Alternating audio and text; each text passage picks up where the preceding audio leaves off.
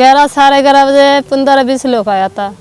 आके असरुद्दीन को अंदर से खींच के निकल के बोल रहा था तुम कहा कि गोश्त खाया है, गाय का गोश्त खाया तो बाहर आओ, लिखा लो। तब भी वो ज़बरदस्ती कह रहा था नहीं हम भैंस का खाया, गाय का नहीं खाया है। तब भी पब्लिक नहीं माना है, तब भी उनको बहुत मारपीट किया था। पुलिस मारपीट में 10-15 मिनट बाद आया। मैं किसी को कह रहा था भाई साहब हमारे पति को बचा लो, कोई पुलिस को फ़ोन करो, पुलिस के फ़ोन करके पुलिस लेके आएगा।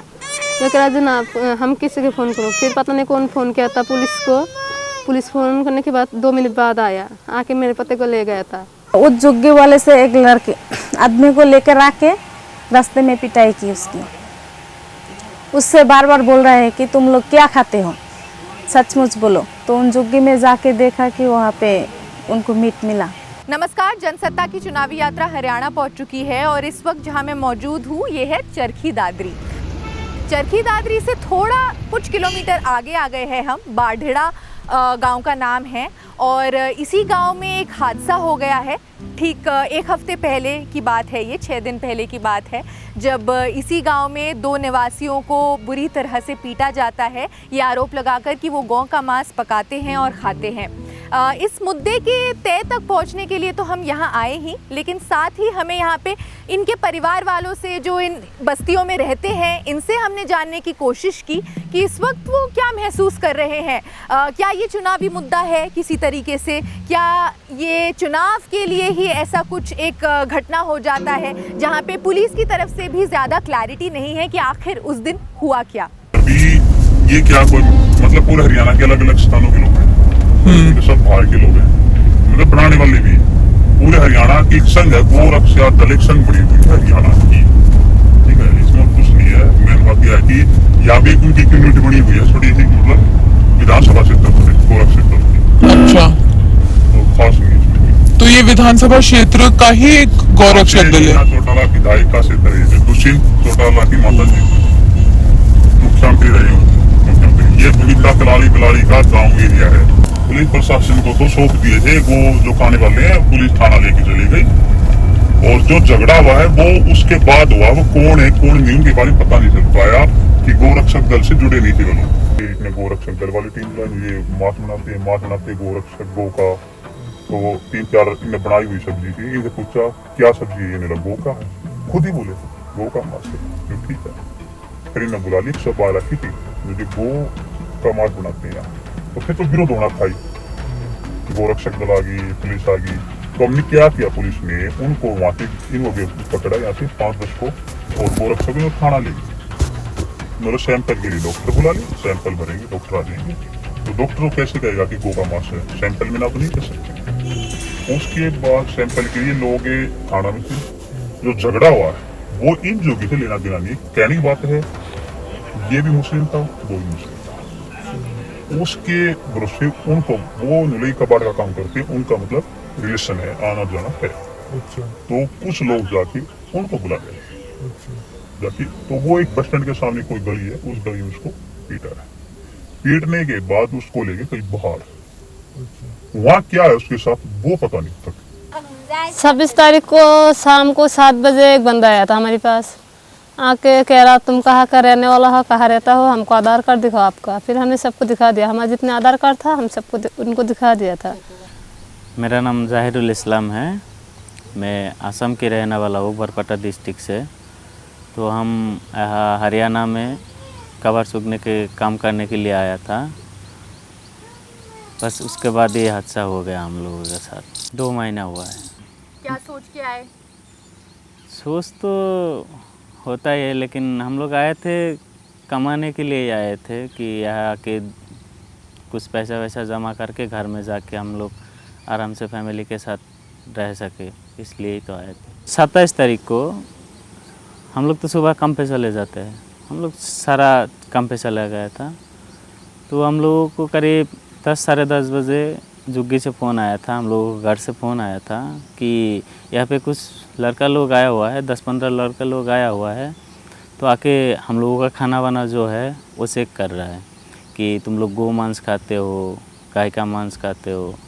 मतलब उस दिन हम लोगों का ये जुग्गी में हम लोग दाल चावल बना के रखा था तो हम लोग को फ़ोन किया आने के लिए, हमने बोला कि ठीक है रुको, हम लोग आ रहे हैं। हम 10-15 मिनट में पहुंच रहे हैं, इतना बताया तो मैंने फ़ोन काट दिया। लेकिन उस समय एक लड़का आके मेरे हाथ से फ़ोन ले लिया, बोला कि तू माना कर रहा है उससे आने के लिए। मैंने कहा नहीं, माना नहीं किया भाई साहब, उन्हें बुलाया कि जल्दी आ जाए, लेकिन उसने मेरा फ़ोन ले लिया, फ़ोन वापस भी नहीं किया अभी तक। और उस समय उस जुग्गी वाले से एक लड़के आदमी को लेकर आके रास्ते में पिटाई की उसकी, और वही की शक में कि ये गाय की मांस है, ये कहकर उससे बहुत पिटाया। हम तो वहाँ पे गए, लेकिन उस पिटाई के बाद मैंने बहुत डर गई थी और वहाँ से मैं अपनी जुग्गी में आ गई कि हाँ, हमने देखा कि उस लोगों को मार रहे हैं जो मेरी उस जुग्गी वाले जो मेरे रिश्तेदार है उससे पिटाई की। हमने इनके पास गया था, हमारे पति को छोड़ दो, हमारा छोटा छोटा बच्चा है, बच्चा का लिए इनके ऊपर गया था, ये नहीं छोड़ा। ये कह तू चुप हो जा, तू चुप हो जा, बच्चे को ले जाना, तुझे भी मार दूंगा। कोई हमको धमका रहा, हम बच्चे इनके मेरे पति के लिए किसी का पैर पकड़ रहे हैं, जो हमारे पति को छोड़ दो, ये भैंस का गोश्त था। फिर अंदर हमारे जो खाना बना हुआ था, पका हुआ था गोश्त भैंस का, वो पब्लिक निकल दिया है अंदर से। निकलने के बाद वो तभी इनको मारपीट करने लगा था। फिर उसी टाइम पुलिस आया था, पुलिस को हमने फ़ोन किया था 112 पे, तुरंत पुलिस आके असरुद्दीन को और कोई और 3-4 बंदा था, सबको गाड़ी में बिठा के थाना पे ले गया है। तो उसको साथ लेके पुलिस हम लोगों को कार्रवाई के लिए, पूछताछ के लिए थाने में लेके गया था। तो हम लोग तो थाने में ही थे। उसके बाद हमको थाने से रात को पता लगा कि थाने से पता लगा कि वो साबिर मलिक जो है उसका डेथ हो गया, और एक था आसिरुद्दीन, तो इसी जुग्गी में रहता था, हम लोग के साथ ही रहते थे वो। तो उसको घर से उठा के लेके गया और उसको बेटे को उठा के लेके गया, तो उसका हालत थोड़ा ख़राब है, वो हॉस्पिटल में एडमिट है। उसके बाद और मारपीट नहीं हुआ है। फिर पब्लिक जो हमारी सब्जी बना हुआ था वो भी लेके चले गई, कहीं दूर दूर भाग गया है। और दूसरा असरुद्दीन वो भी काम पे चले गया था, वो अभी घर पे आया है, तुरंत पब्लिक पकड़ के उनका गाड़ी में बिठा के दूर लेके गए। दूर लेने के बाद उनको मारपीट करके जंगल में फेंक दिया था।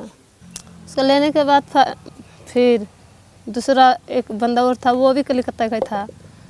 फिर रात का 12-1 बजे हमको पता होगा जो वो भी मर गए, उनको भी पब्लिक ने मार के नाली में फेंक दिया है। बस 27 तारीख से घटना हो रहा है, इस वजह से हम काम पे भी नहीं जा रहा है। ऐसे तो पुलिस 24 घंटा हमको ड्यूटी दे रहा है, तब भी हमको बहुत मन में डर है, अगर काम पे हम जाएंगे कोई दिक्कत परेशान हो जाएगा, हमको कोई मारेगा, इसलिए हम डर से 27 तारीख को कहीं भी नहीं जा रहा, बस घर पे रुक रहा है। हमारे पास भी थोड़ा बहुत खाना था, थोड़ा बहुत पैसे था, बस वही खा रहा है।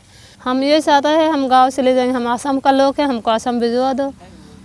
जब हमने दोनों परिवारों से बात की तो हमें ये पता चला कि जो मामला था वो एक तरीके से एक अफवाह फैली कि यहाँ पर गांव का जो मांस है वो पकाया जाता है, ये अफवाह फैली या इन्फॉर्मेशन मिली। इसके चलते ये लोग आए, तफ्तीश की गई। कथित गौरक्षक का दल था ये, जिसमें करीब 12 लोग थे, 12 से ज़्यादा भी हो सकते हैं, हमें नहीं पता। लेकिन वो लोग आए, उन्होंने तफ्तीश की रात को, और आधार कार्ड और डॉक्यूमेंटेशन भी मांगा गया। जब डॉक्यूमेंटेशन उन्हें दिखाया गया, इसके बाद अगले दिन उन्होंने कार्रवाई की है। और इस तरह की कार्रवाई जो होती है, इसके बाद पुलिस आती है, पुलिस इंटरवीन करती है। करीब 15 मिनट बाद ही पुलिस आ गई थी, जब असरुद्दीन को यहाँ पर ही पीटा गया था। और पुलिस जब ले गई, इसके बाद जो घटना हुआ और साबिर मलिक की हत्या हो जाती है और बाजू के ही जंगल में उनकी लाश मिलती है, डेड बॉडी मिलती है। तो इस पर कोई क्लैरिटी अभी तक ना गांव वालों के पास है, ना ही हमने जिस लोकल पत्रकार से बात की उसने हमें दी, और ना ही पुलिस इस पर कुछ खुलकर बोल रही है। जो आज अदालत में पेश करके उनको जुडिशियल भिजवाया गया। बाकी अन्य आरोपियों के नाम भी आए हैं, तो उनको भी हम जल्द गिरफ्तार करके और उनको भी जो भी जैसे कार्रवाई की जाएगी। पूछताछ में कुछ निकल गया है सर अभी तक? हाँ, पूछताछ में नाम आए हैं और वो आइडेंटिफाई होते ही उनको गिरफ्तार किया जाएगा।